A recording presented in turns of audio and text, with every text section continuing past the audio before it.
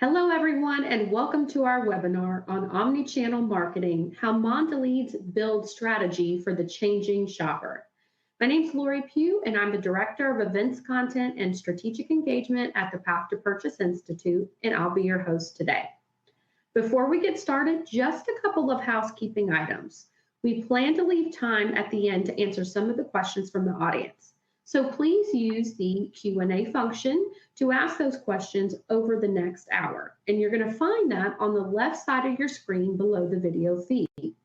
If we don't have time to answer all of your questions, we'll do our best to have someone follow up after the session concludes. And you can also use the section on the bottom left if you have any technical issues, and our webinar producer will assist you. And if you want to review this discussion later or share it with a colleague, a replay will be made available within 2 hours of the conclusion today, so you can come right back to the page you originally registered on and listen to it again, and it will remain available for 90 days. So that's it for housekeeping, so let me frame up our webinar for today. We're going to hear from Steve McGowan, Head of Omnishopper Activation at Mondelēz, and Molly McFarland, Co-founder and CRO of AdAdapted, to share their thoughts about the impact of changing consumer behaviors on omnichannel strategy, the state of retail media, and how conversion media can be integrated into full funnel marketing tactics. And now I'm going to turn it over to Molly to get us started. Thank you, Lori. I appreciate it. Lori, just tell me as long as the slides are moving forward, I will dive right in. You guys seeing everything okay? Yep, we're good. Awesome. Okay. Well, Steve will be joining in just a second. And I do want to just preface this by how excited I am to be talking to him today. I think most of you on the call recognize that Mondelēz is one of the largest consumer goods companies in the world, but they're also an industry leader when it comes to CPG advertising strategy. We know Steve and his team, and as head of Omnishopper and the hardworking team that's behind him, they work very, very hard and have a lot of experience behind that really impressive reputation. They are consistent presences at award shows and conferences, often called on to give thoughts in a wide range of topics. So we are especially excited to be talking about sort of these big, meaty topics, the evolutions in shopper behavior, and then really how that's affecting the strategy that Mondelēz is taking. So very excited that he'll be on with us. I do want to introduce myself just very quickly. For those of you who don't know me, I'm Molly. I'm one of the founders, and I'm the CRO of AdAdapted. Quick overview of us. We're known for our ability to get products onto listing cards. So really what we do is turn pre-shop intent into action. It's our belief, it's my belief, and the company's belief that when it comes to grocery, it's all about basket building.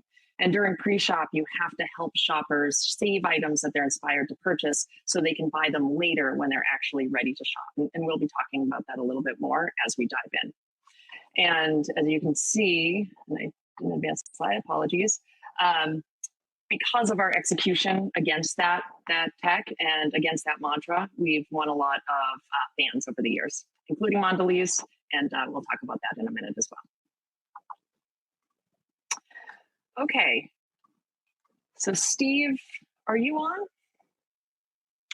I am on. Awesome. I'm very, very excited. I was just singing your praises. I don't know if you heard all of that, but I am going to dive right in if that's okay with you. Perfect. Perfect. So today our webinar is focused on omnichannel marketing. And so with that in mind, Steve and I are going to be talking about a couple of different things, what it means and how it's being approached at Mondelēz, because depending on who we're talking to, that sometimes has a different shape. We'll also be talking about what role retail media networks, pre-shop marketing, awareness can and should play in a brand's omnichannel marketing strategy. And then Steve, with your title of head of Omnishopper Activation, can you explain right off the bat what that means to you, as well as give us a little bit about your background?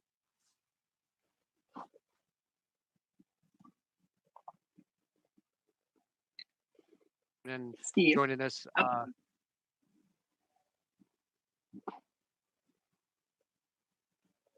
You can hear me fine, right?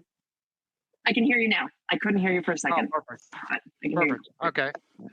Okay. So thank you so much for the warm comments and then the welcoming. So I run our shopper activation group at Mondelēz, and I'm responsible for 4 different areas within the group, within the company. The first being kind of our point of sale or merchandising group. So any displays that you see in the stores throughout the U.S., that's a team that I work with. The second being our Omnishopper marketing commerce group, and that's probably what we're going to spend a lot more time on today. The third being kind of our strategic partnerships, and that's usually with other CPGs, but it could be with other uh, partners in the marketplace. And then the fourth is I do some work with our industry affairs. Um, and you did ask a question about kind of Omnishopper and what does that mean? And Yeah.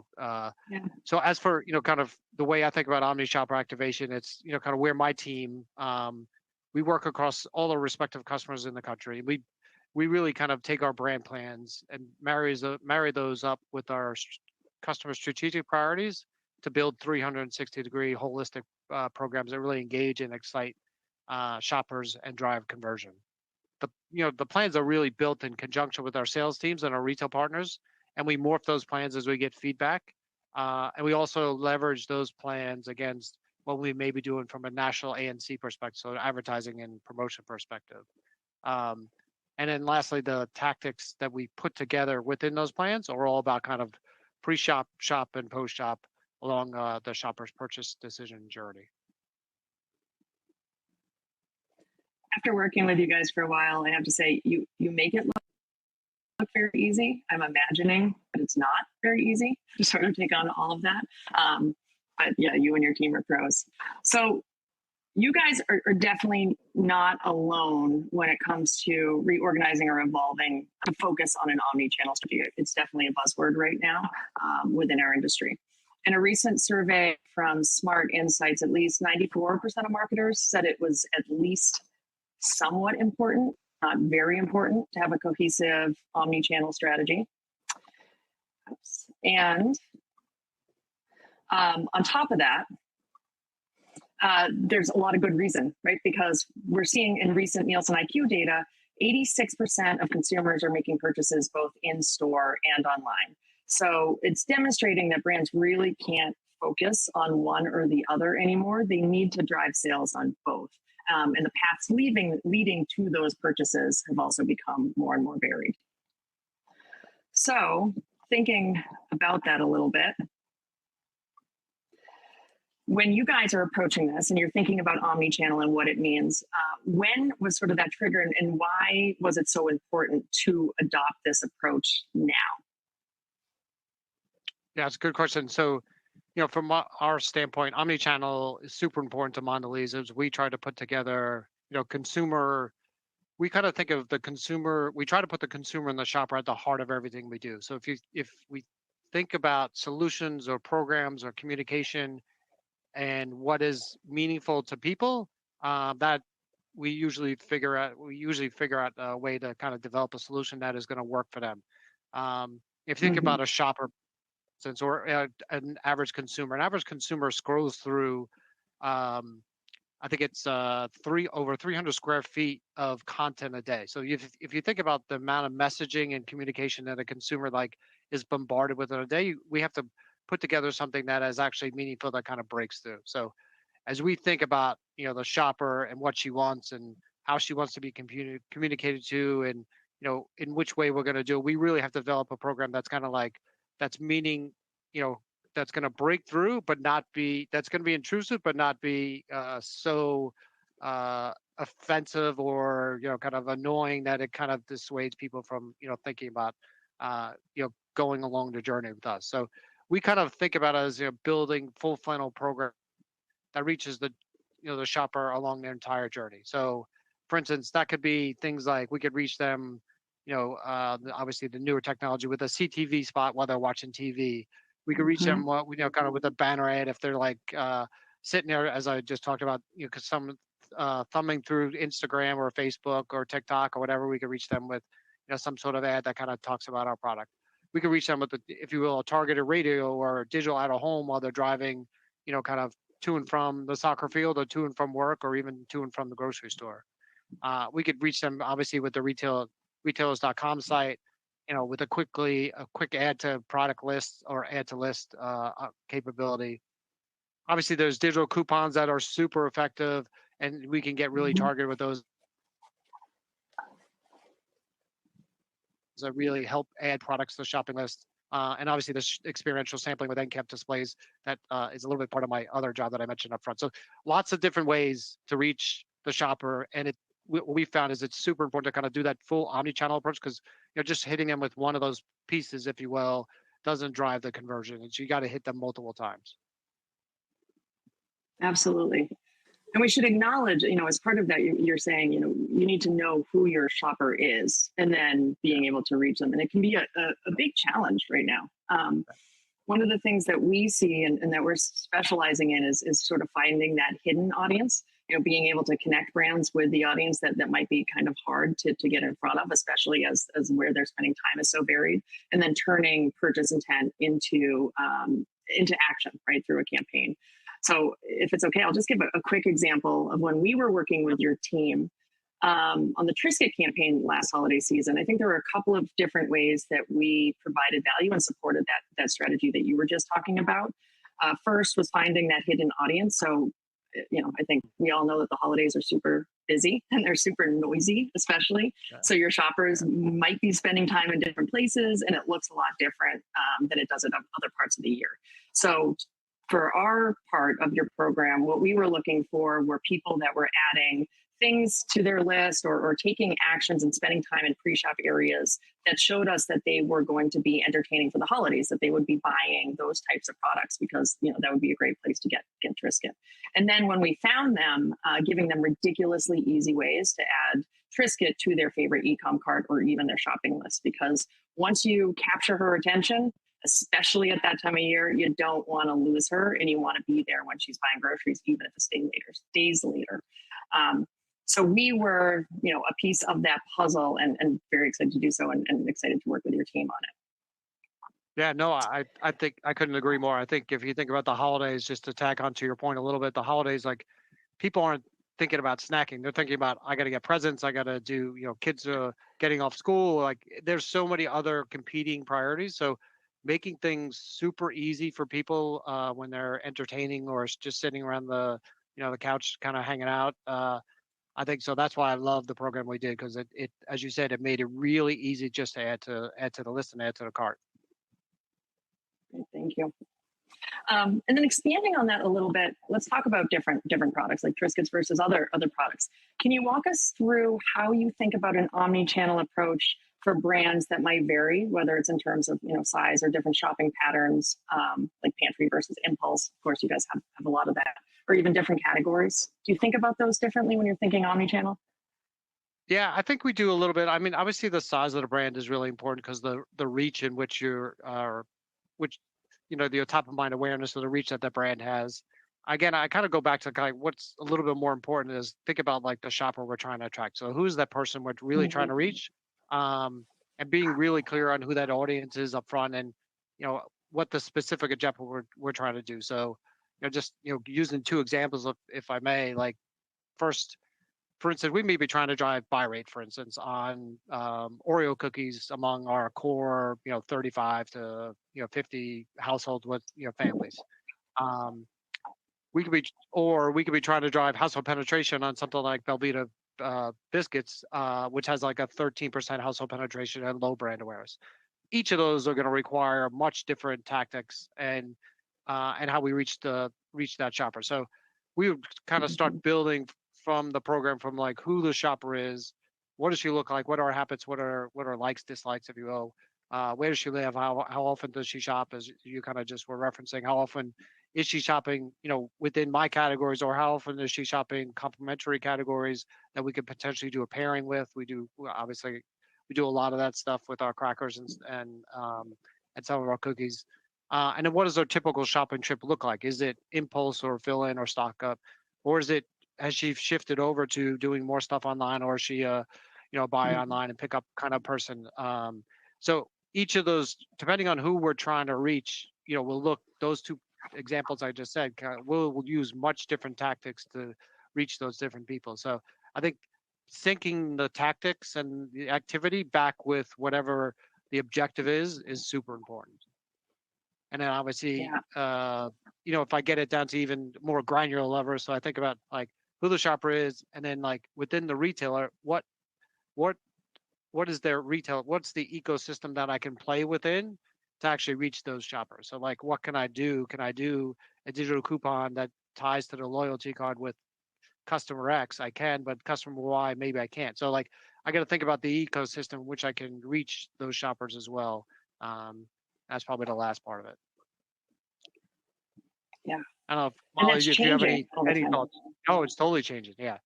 It's constantly changing, especially with retail media, which we'll probably talk about. We always have to talk about retail media in every webinar, but we'll probably talk about that a little bit. But I don't know if you have any other builds on stuff. Yeah, no, I mean, one of the things that we're always looking at is with the speed at which things are changing, meaning like we're watching people go from in-store shoppers traditionally to a hybrid between in-store and e-com. We're watching people change where they engage in, let's say, like social media or websites and the types of content that they're looking at, and new things are popping up all the time. One of the ways that we help brands is really digging into the unique data that we have. So we are not necessarily looking at things like demographics or trying to pinpoint exactly where, let's say, a big swath of shoppers are going, but we are looking at that one-to-one experience of, okay, who is adding things to their list, or who is clicking on these e-com experiences for different retailers or different products. We're keeping track of that and building audiences that are purely just around what people are planning to buy when they go in store. Again, it's another strategy within kind of a huge landscape that's always evolving, that's helping advertisers connect to the right shopper. But it's changing all the time. So how has that affected your approach? I mean, I have to imagine in the walls of Mondelēz, just between, let's say, 2021 and 2023 holidays, when you guys are looking at retail media, when you're looking at e-com, how is that changing your approach to omnichannel, your teams, or what you guys are thinking about? From a retail media perspective, or just in general, or both? Probably in general. The next section is retail media, so I could even just start flipping over there. But however you want to answer that, Steve, and then we'll go into retail media. Yeah. No, we could. It has changed a lot. Like, so over the last 2 years or 3 years, like things have changed dramatically. From my company standpoint, and like how we go to market. How do we try to reach shoppers? As I was kind of mentioning, that 300 feet. That 300 feet of content is if you think about it, that's greater than taller than the Empire State Building. Like, that is an amazing amount of content. And if you think about like trying to break through, because if you just think about your normal, if you're sitting on the couch, think about yourself. Like, what do? You're just flipping through it. What grabs your attention? Do you?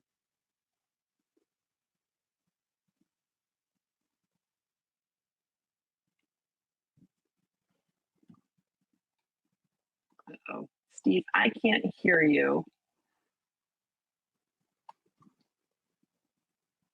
All right, I am going to keep talking and I'll present my next slide. If you guys, for my team that's on this, let me know if I'm talking over Steve and if it's on my side.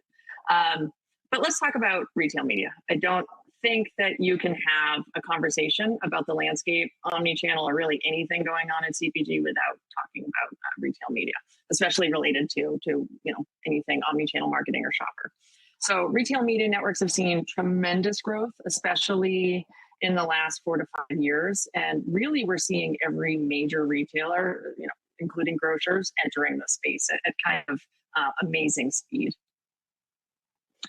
And the way that brands engage with the retailers really depends on the retailer themselves and, of course, the goals of the brand. So I can't obviously comment across all networks because they're all very different, but they have essentially become a necessary component of a brand's media plan, at least all the advertisers that we're working with. And the reason that they're including them in their plans varies. One major benefit, as reported by a study done by Merkle, is that it is to form a closer relationship with the retailer themselves, which of course has always been a big part of marketing and reaching audiences and driving performance in specific customers. We also see data and reporting appears on the list, Performance is absent, at least on this one. And I think that varies. There's a lot of talk in the industry about that, how that varies retailer by retailer, and even how it's reported on varies retailer by retailer. So it is a lot to take in, of course, for the brands that we're working with. And of course, Steve, I'm recognizing that I'm lumping all these brands together, and that's kind of painting with a pretty broad brush. But to the best that you can generalize, do you think about RMNs in terms of the strategies they support?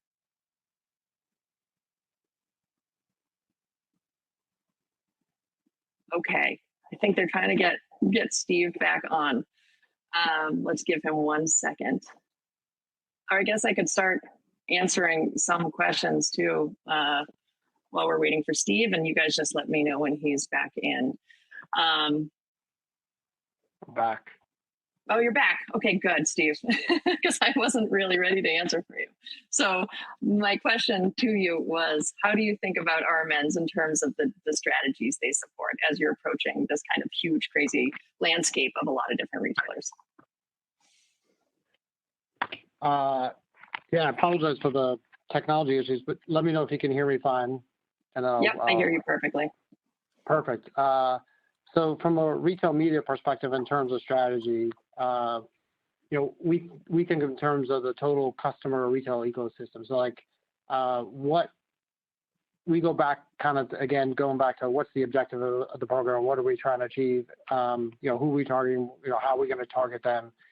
And then we kind of lay out a comprehensive brief of like, okay, how are we going to go about delivering against the objective which we're trying to do? And we think about then we start to think about the different tactics to get to the ultimate objective of the plan. And retail media plays a huge and important part of that. But I wouldn't say we start with retail media. I'd say we start first with kind of like, what are we trying to achieve or what's our objective? And then we build out kind of the objectives off of that. So, there's a lot of marketing elements that have been really successful for a number of years that we continue to leverage. So we do a bunch of in-store displays, like I said, or in-store sampling. And we used to do a lot of in-store signage, but the shift or the mix has changed over the years. And that's what I was trying to answer. And I think what I got dropped off of from a Wi-Fi standpoint or whatever, but we've done a lot of proprietary marketing mix modeling on the shopper space. And what we've learned in general is that, using one tactic really doesn't drive a good ROI. So that's not rocket science, but like what we found out is like using 3 to 5 tactics is really using those 3 in conjunction together, it drives the frequency of the messaging and it drives the best ROI. So, kind of, we've seen that leveraging tactics across disciplines, kind of drives that greatest, but as I mentioned, the best ROI. So for instance, like a digital ad on a retail media network connected to a digital coupon on a retailer site, linked to some in-store POP, like those would work as you think about like the shopper journey, those work hand in hand together. That drives that frequency of communication of the brand and the opportunity and the positioning of what we're trying to, and the benefits of the brand. And it also drives the conversion in store. So each of those kind of work hand in hand, if you will, together. That makes total sense. And then for you guys in particular, you have a huge range of product offerings, right? And they're also very different in terms of sales and volume and competition.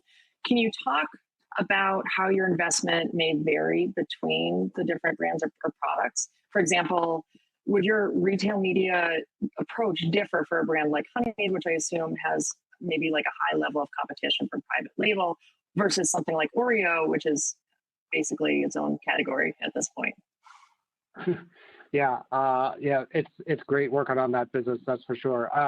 I'm not sure for I think when we think about the investment approach, we kind of think about like what's the total customer investment. Then we think about like what's the plan objective, what we're trying to achieve, and then we start to think about the brand and how we're going to use that brand to deliver against those objectives. And obviously the size of the brand does have an impact. It also has an impact on usually has an impact on our budget, right? So usually the bigger the brand, the bigger the budget. So I think kind of aligning back to kind of whatever the objective is against that target audience. And then where it really comes into is like those larger brands have larger budgets, which we're able to kind of play out different differences, if you will, and reach in those, that 3 to 5 tactic range multiple different times.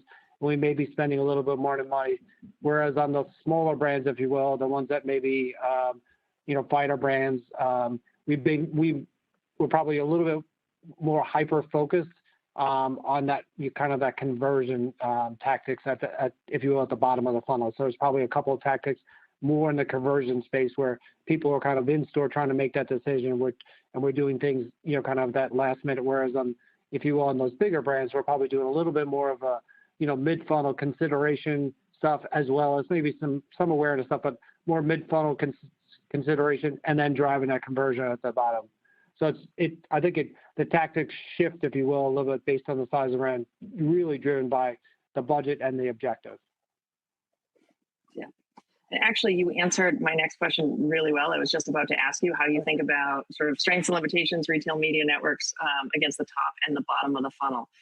But I will move on to a more general question of, so what are the pros and cons? What are the things that you guys are psyched about in terms of how retail media is gaining strength and obviously some of the evolutions that they're having versus what are some of the cons that you guys are struggling with or still working on? I guess you could call them opportunities with your customers.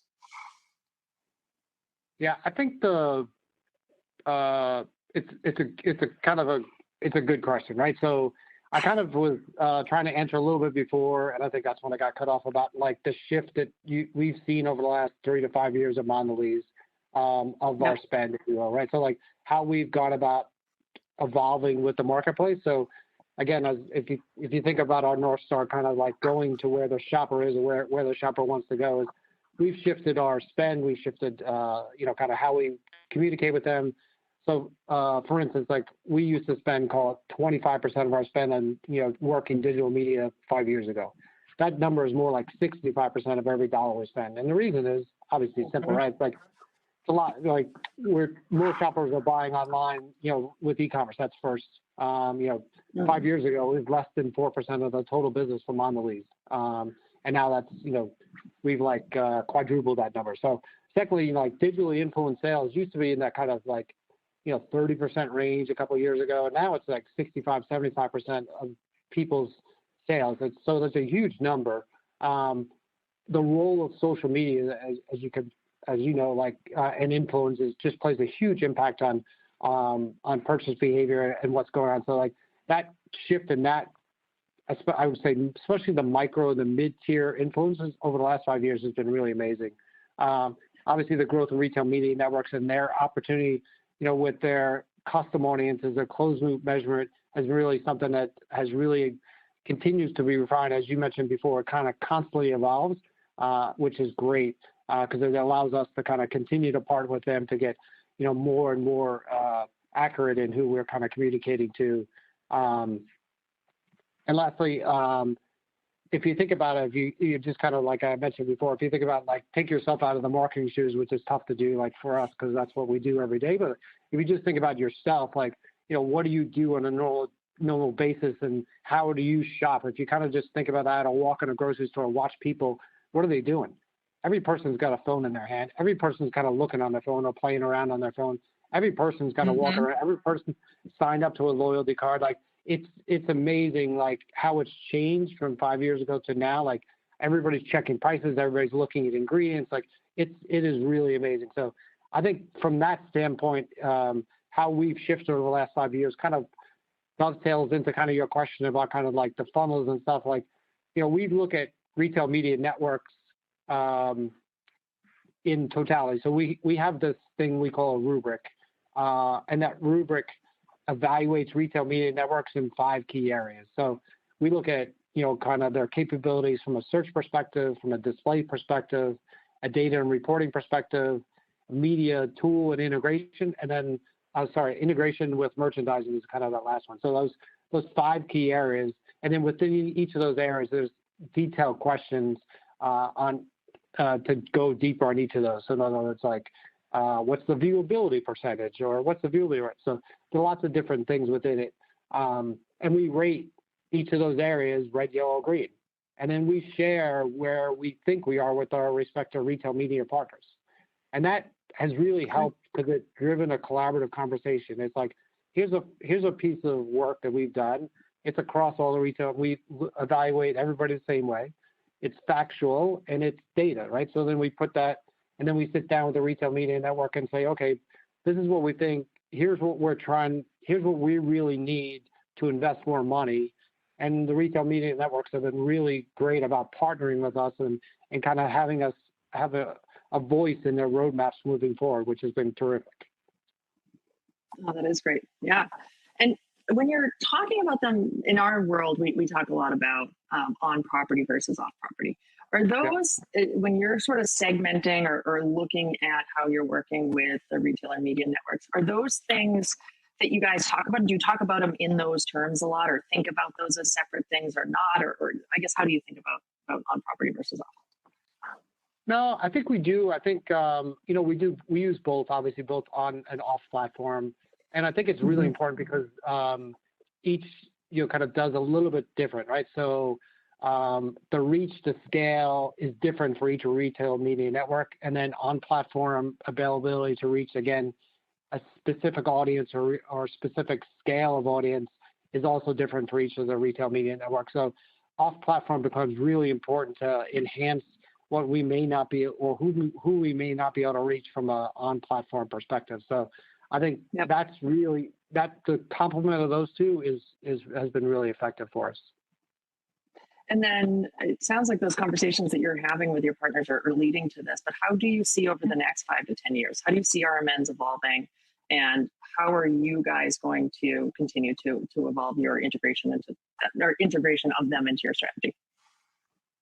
Yeah, I think they're obviously going to continue to evolve and grow over the next 5 years. There was, the last couple of years, there's been just an explosion of, I think if I heard or read correctly, there's 600 retail media networks globally. There's like 200 in the US or something like that. There's some crazy amount that have launched over the last couple of years. And that's only going to continue to grow. And a lot of that has been focused over the last, in the beginning, was focused on, search and how to solve the needs of, kind of the e-commerce world, especially during COVID. As you've been listening or reading some of the stuff, now they're all looking or turning towards, okay, what about in-store? Like, what can we do from a retail media network perspective and offering from an in-store perspective? Can we have, digital signage? Can we have radio? Can we have sampling? Whatever it may be, they're looking towards their in-store capabilities. And then the next step is they're kind of dabbling in the partnerships as well, as like from a CTV perspective, and the partnerships with all the publishers in the marketplace. So I think it's going to continue to evolve in that space. And what I see is moving over the next 5 years, or 5 to 10 years, as you said, is probably a more consistent and a standard approach to, the tools that are offered, the measurement in the marketplace, and the, obviously the offerings in the marketplace. Because it's really hard as a marketer to kind of like think about all of them together, because each one of them has a different way they go to market. They have different way they measure.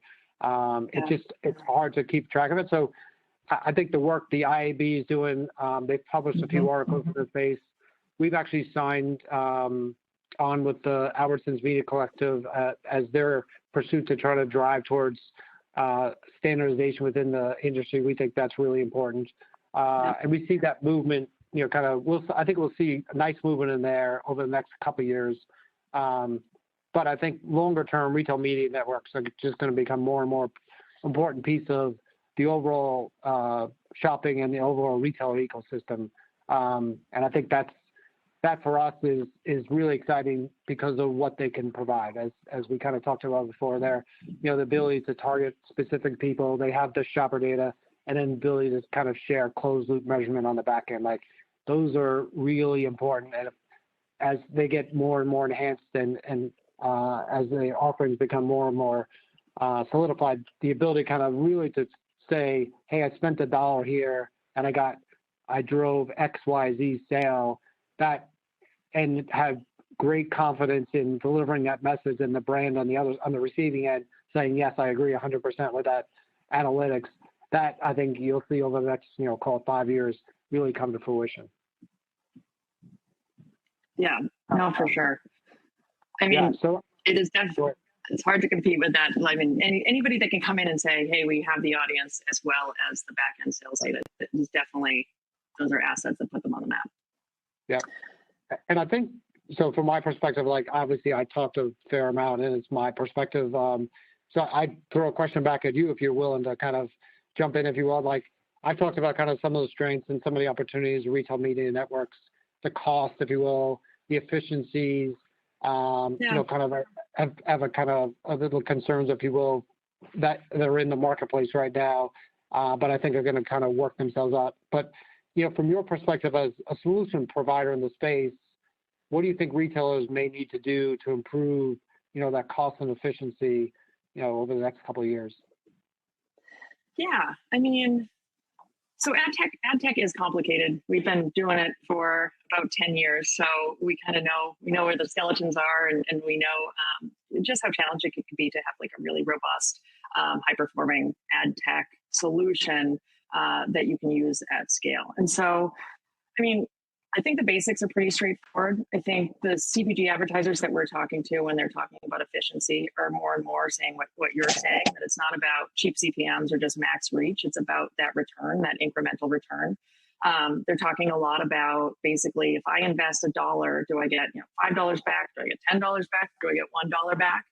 And when we're talking to them, it's all about not wasting impressions. You know, they have to reach shoppers that are in market for their products, and they have to be able to streamline that path back to the cart.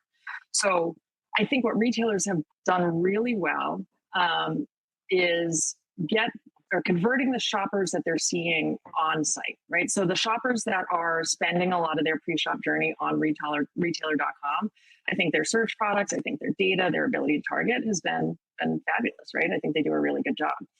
What we're seeing a little bit of struggle with is, as the same thing that you guys are struggling with, as those shoppers are spending pre-shop outside of the retailer sites, there's still work to do. We see a lot of hidden shoppers that I think retailers are struggling to get to in a meaningful way. And even if they do, they struggle to connect that back to the shopping experience. So that seamless add to cart, that's still pretty clunky. And I think that's the opportunity. So providing that seamless experience, connecting the dots. And what we're seeing is a lot, that's the hole to still be filled. And that's where a lot of advertisers are going to complementary solutions like us, like other solutions out there, because retailers aren't quite there yet in terms of offering that full breadth, at least in my opinion. Yeah, no, it's good. All right, so let's move on to pre-shop. So AdAdapted recently put out a white paper about pre-shop marketing in the consumer's journey. So one of the things that we found were consumers are definitely influenced by coupons and discounts, which you just talked about, not surprising. But they're also significantly influenced by things like recipes and special occasions and dietary plans. For those of you that aren't familiar with the term, pre-shop's basically what lies between upper funnel brand awareness and lower funnel shopper marketing. So it's where you can drive interest and consideration before entering a physical or online store. So it's kind of a what's old is new again term, Steve. But can you discuss how Mondelēz goes about marketing to consumers in the pre-shop phase? Yeah, absolutely. And thank you for kind of defining pre-shop. I probably shouldn't be using so many industry buzzwords. I should be talking about it. But from Mondelēz perspective, we look at it from a couple of different ways. And it usually starts from, I'd say from the brand perspective. So if you go back all the way up to the beginning, it's like you got to create a good product or a great product, right? So you got to and the product's got to meet a consumer need and a desire. And then the products are going to be positioned correctly in a marketplace. It's got to be priced properly. It's got to have the right promotions on occasion. It's got to have the right advertising. So it goes back to kind of that, the traditional brand marketing, 4 Ps, if you will, or 6 Ps, depending on who you talk to. So it's all about kind of that, driving the right product in the right place, at the right time, if you will, for consumers wherever they want to buy it, either in-store or online. And then from a communication standpoint, really the heavy lifting, again, usually occurs, at least from a Mondelēz perspective, from our brands with their broad, kind of their broad reach communication, be it advertising, promotions, or public relation efforts. That's really kind of the big heavy lifting. Excuse me. And to simply put it, or simplify it, if you will, the job at this point is really about driving that broad scale awareness of a brand or a new flavor or an innovation, with the ultimate goal of driving top of mind awareness and being placed on, if you will, that either mental, physical, or digital shopping list, as you kind of were just referencing. And from a shopper activation standpoint, kind of really where my team sits is, our job is to really complement that effort up front. As I mentioned, we did all that ROI work, and it says that, hey, when you use a bad term, not necessarily bad, I'll use a term that's, analogy term, which is kind of like we draft off of that spend from that the brands are spending on that broad scale awareness of their brand. And then we use our, if you will, the funding from a shopper activation standpoint, really to drive awareness of the brand kind of in that consideration perspective at our respective retailers, to be placed on those, kind of those respective, to be placed in the store, to be placed on respective end caps, or to be placed on a respective list, to be placed in the circle or whatever it may be. But that's really where we drive that consideration and that conversion aspect of it. So it's really kind of, I'd say for Mondelēz, we're probably more on the brand side, leaning on that upfront pre-shop phase. And then as you get, if you will, mid to bottom of the funnel, that's usually where the shopper activation takes place. And then, without giving all your secrets away, can you share for other marketers that are sort of, looking at this, trying to figure out this landscape, how would you suggest that marketers incorporate pre-shop influences like recipes, diet into marketing strategies? How do they tap into pre-shop intent to target and deliver ads that are going to work for their brands? It's super important, and we do a lot of work here. As you kind of were going through some of the things that are so important to, as I think about my brands, when you talk about recipes, or you talk about indulgence, or you talk about kind of snacking, like they're all so important to the portfolio that I have had the pleasure of working on. So it's like I said, it's super important. Many of the brands that the privilege of either marketing or selling are using these recipes or these highly snacking occasions and moments when people are thinking about snacking. So, therefore, getting on that mental or physical digital list is, again, that's so important. We do a fair amount of partnerships in this space. I kind of mentioned it a little bit earlier, but if you will, so from complementary products such as, we do a fair amount with Coca-Cola. We do some stuff with, the wine folks, milk, beer, and other complementary categories such as, like ice cream. We do some stuff with Chips Ahoy and ice cream. We do lots of partnerships with cheese, especially with Sargento. We do some stuff with meats, fruits, just to name a few, and kind of combining those together. Those partnerships are so important because they drive relevance for the shopper. So, and obviously they drive basket ring for the retail. So, driving relevance for the shoppers. The shoppers coming in like, oh, I don't know what I'm going to serve on, Sunday is Super Bowl is not Super Bowl, but Sunday is football Sunday. What am I going to have in the house for snacks? And providing kind of simple solutions or recipe solutions that somebody can quickly make is really important. So we leverage all different types of tactics, kind of, if you will, during this phase. And one, like I said, one that's been really successful for us, I mentioned earlier, is really around those influencers. And they deliver really relevant content that's really rich and really beautiful. And inspirational to our shoppers kind of during this pre-shop phase. And it's not the broad scale influencers that like you would normally think of. It's not like buying a celebrity or whatever, but it's kind of those micro or mid-tier influencers that have been really successful for us, and we use them in this space. And then we kind of leverage our media, if you will, to amplify the messaging to the right shopper. So this is really where kind of media or retail media networks really get to play a huge role as we kind of deliver the contextually relevant messaging to the right audience, which we're trying to reach at this time to hit them as they're on their journey, their shopping journey. So the influencers have been really successful for us.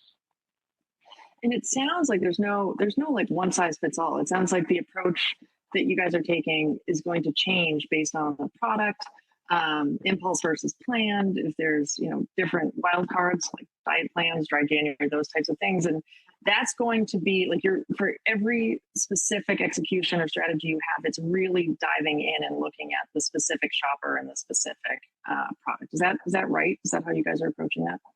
Yeah, absolutely. We as I said, kind of think about the shopper at the heart of everything we do. If we think about, kind of what her needs are up front, and then build a program around that, then that will kind of lead us down the path of what are the right tactics. We then think about kind of the brands. We think about kind of the ecosystem, the retailer ecosystem which we're playing in. So that really drives, kind of how we develop a program. And again, the products that I work on are, really highly expandable products, highly impulsive categories. And we sell these products in lots of different pack size or pack types. So as you think about, you mentioned before kind of like about impulse or planned purchases, we have products obviously in the store that deliver against both of those objectives. We also market and do programming at different types of stores as well, depending on what, consumer may be looking for. So maybe they're looking for a quick run in, fill in kind of, or quick trip, be it in a grocery store, a convenience store, a value or dollar store, like a quick run in. I only got a certain amount of money. I'm going to get in and out, get what I need. And we'll deliver a specific message in that instance versus somebody who's kind of going in for that big stock up trip at, either a mass or a grocery store. That's a very different, kind of communication that we'll deliver. And same thing like somebody who may be, kind of on that treasure hunt browsing, where, maybe it's a club store or, kind of the folks out of Minneapolis, like those guys, those appeal to people that are kind of want to wander their store and look around and browse and stuff. So depending on where we are, we'll separate or change the messaging and change the tactics, as you mentioned. Yep. It's got to be a big job. I mean, especially with all the different products you have, Steve. You make it sound easy, right? You make it seem very organized and very buttoned up. But I have to imagine, just like with all the different products and all the different shoppers and all the different stores, like you guys have a big challenge ahead of you. Yeah, no, I appreciate it. I have an amazing team that I work with that deliver all these things that I get to say and speak intelligently here on. So I appreciate it. So thank you so much for that. Let me throw it back at you if you don't mind. Just wanted to give you an opportunity to kind of maybe talk a little bit about AdAdapted, the solutions. Your company is really highly focused on that pre-shop marketing, as we were just kind of talking about. Can you maybe just talk a little bit about your solution and how it differs than others in the market? Yeah, I'll do it really quickly because I know we're running out of time too. But our superpower is seeing what people are going to buy before they buy it, and then collapsing the funnel is what we say, like to seamlessly let them add products to list or cart. So actually, Lori was asking me this earlier if I was a mom. I am a mom. I have 2 little toddler boys, and I can't tell you how many times that I've walked around the house literally saying, okay, don't forget to buy the milk. Don't forget to buy the milk. Don't forget to buy the milk. Don't forget to buy the milk. And if I don't put that milk on my list, I don't buy the milk, right? And I hate that when it happens because it's another thing I have to do in my day. I'm pretty busy. And it's a truism, right? I'm not the only one. There's millions of moms out there that are just like me. And at AdAdapted, we sort of solve this problem for CPG advertisers because we can see those moms. We can see when moms like me are putting that milk on their list, and we know that they're going to buy it before they actually do. That helps us do things like target them with specific milk brands or cookies, right? If you're going after an audience that's putting milk on their list, or coffee or the other things that we think that she would buy. And then we make it really, really easy when we're showing her those things to also add those to the same list in one click or into her e-com cart. The tech is really effective. We've actually patented it. And now we're helping retailers, just sort of launching this, help them with their own offsite capabilities. So making it easier for people to drop products back into their list or cart. So their offsite, performs better for the advertisers as well. It's not just for planned purchases too, Steve. I know you and I have had a lot of debates over this in the past, but we also believe that once you're on somebody's list or once you have somebody's attention that's looking at their list in store, That's also a great time to put impulse products in front of them because you have their attention in a very, very noisy environment when they're walking through the aisles. And yeah, our solution gets more powerful over time because every campaign we run, we learn more about these audiences, we save that and make subsequent campaigns more efficient and more effective. So I'll stop there. I'm sure people want to get back to hearing your expertise, but I appreciate that opportunity to talk about ourselves a little bit. Oh, that's great. That's great. And honestly, we're down to 5 minutes, so I think at this point I should just do the summary and open it up to questions. I'm not sure what the Path to Purchase team wants to do. Yep, they're saying yes. So we can have this deck. I think it'll be available as part of the like the follow-up that Path to Purchase is going to do that has a little bit about brand awareness. But I'll leave this summary slide up as we talk that sort of goes through what we talked about today. And then I'll hand it over to Lori and Path to Purchase. Awesome. Thank you so much. Yeah. We do probably have time for just one question. So I'm not sure which one of you wants to take this first one, but you talked about pre-shop marketing and the need for conversion tactics. Can you provide some specific examples of vendor solutions that aid in increasing conversion? Yeah. Do you want to take it or do you want me to? I can. Well, yeah, I was going to say we both probably could take it. So I can start it and you can, I'd say, obviously your solution is one of them, but I can start it and you can tag in if that's all right. That sounds perfect. Yep. Thank you. Okay. I'd say obviously there's a lot of great solutions in the marketplace, a lot of great, kind of partners, if you will. Some very, I'd say traditional, tried and true ones that are out there that are still continuing to work. There's a lot of great tech forward solutions that align kind of with that shopper consumer lifestyle that I mentioned earlier. As I mentioned, what we've seen is the kind of that best conversion is kind of around those 3 to 5 tactics, kind of that work together to driving that, kind of awareness, frequency, communication, consideration, and obviously closing the loop with conversion. So, if you will, again, I using, maybe not the greatest examples, but like an impactful banner ad while you're sitting on the couch, meaningful digital coupon, in-store POP, like those very simple solutions kind of connected together are still really effective. Or you could get like, I need dinner inspiration. You're on Pinterest, you get served an ad about, or you're looking for inspiration for Sunday football stuff. You flip it on Pinterest, you get served an ad about, kind of snack solutions, if you will. You click on that solution, you look at the recipe and say, yeah, that looks pretty good. And it's pretty easy to make. And then there's the ability to kind of, can you add those ingredients to your cart and kind of, and can you actually either have it delivered to your house, buy it, or can you go add it to your list, pick it up in the store, or can you have it delivered to your home? So lots of different, kind of solutions here across the marketplace that are available. Yes, I mean, this won't be a surprise, but I agree with you 100%, Steve, for sure. In our world, it's all about identifying the right shopper. The way that we do that is finding keywords on shopping lists or looking at where consumers are spending time, what's influencing what they're going to buy and what clues we have for what they're going to buy later. And then it's all about shortening the customer journey.